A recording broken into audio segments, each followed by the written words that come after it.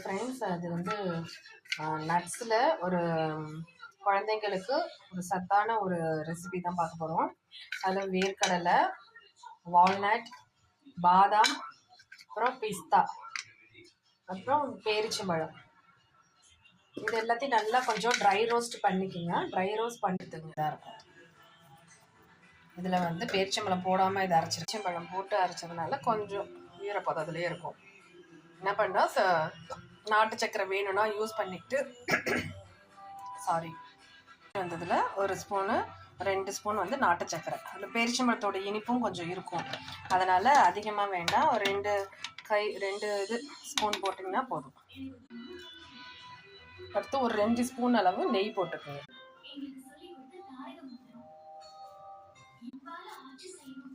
நல்லா நெய் போட்டு கொஞ்சம் நல்லா தேவையான குழந்தைங்க கொடுத்து பாருங்கள். ரொம்ப ஹெல்த்